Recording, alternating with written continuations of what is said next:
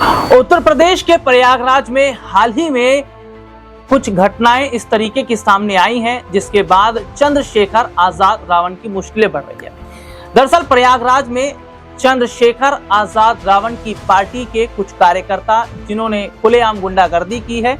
तोड़फोड़ की है और पुलिस की गाड़ियों को भी उन्होंने निशाना बनाया। हालांकि इस पूरे मामले पर चंद्रशेखर आजाद रावण ने सफाई दी कि ये लोग मेरे लोग नहीं थे और मुझे फंसाने की कोशिश की गई है।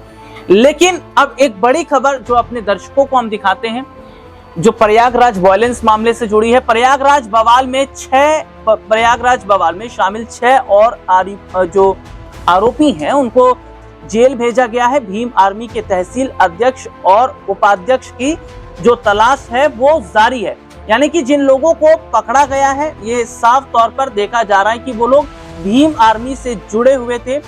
और भले ही चंद्रशेखर आजाद मना कर रहे थे, लेकिन उनकी पार्टी से ये लोग थे। बवाल में शामिल 6 और आरोपितों को पुलिस ने जेल भेज दिया है और बुधवार को गिरफ्तार किए गए अभियुक्त करचना निवासी रंजीत, संजय, दीपक, ज्ञान, रविंदर और शेषमणि को कोर्ट में पेश करने के बाद न्यायिक अभिरक्षा में सलाखों के पीछे भेजा गया। इस मामले में वंचित चल रहे भीम आर्मी के तहसील अध्यक्ष अभय सिंह उर्फ सोनू और उपाध्यक्ष प्रतीक देव वर्मन की तलाश चल रही है। तो ऐसे में ये देखा जा रहा है कि किस तरीके से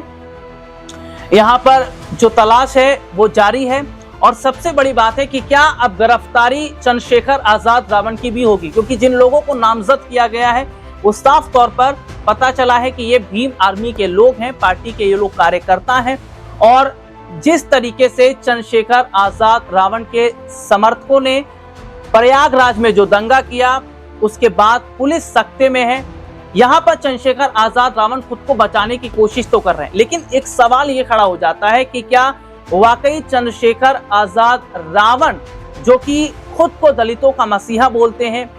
क्या अगर दलितों के मुद्दों को वो उठा रहे हैं तो क्या दलित का मुद्दा उठाना ये भारतीय जनता पार्टी की नजरों में ठीक नहीं है? और भारतीय जनता पार्टी जो शुरू से ही दलित के अपमान को लेकर अगर हम कहें काम करती रही है और दलितों का अपमान वो कर भी रही है। जिस तरीके से अमित शाह की बात करें तो संसद में उन्होंने बाबा साहब भीमराव अंबेडकर को लेकर जो बयान दिया, और भारतीय जनता पार्टी का ही ये नारा है कि संविधान को बदलने की बात जो उन्होंने कही थी। और दूसरी तरफ उत्तर प्रदेश के अंदर जो घटना ये घटी है, ये साफ तौर पर बताती है कि जो एक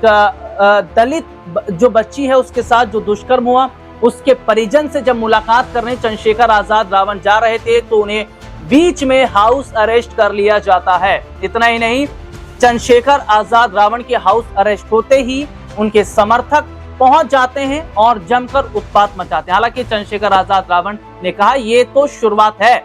और इसकी असली शुरुआत प्रदेश की राजधानी लखनऊ से होगी, क्योंकि योगी आदित्यनाथ ये समझ लें कि चंद्रशेखर आजाद रावण जब तक प्रदेश के अंदर हैं तब तक दलितों का जो मुद्दा है वो उठाते रहेंगे। हालांकि उन्होंने ये भी कहा है उत्तर प्रदेश ही नहीं, जितने भी राज्य हैं जहां पर भी दलितों का शोषण होगा तो चंद्रशेखर आजाद रावण की जो पार्टी है वो इस मुद्दे को बेहतर तरीके से उठाएगी। और चंद्रशेखर आजाद तो ये भी कह रहे हैं कि संसद में वे लगातार दलितों का जो शोषण हो रहा है उस पर पूरी रिपोर्ट जो है वो संसद में देते भी हैं। अब ऐसे में क्या दलितों को जिस तरीके से अपमानित उत्तर प्रदेश में सरकार कर रही है, या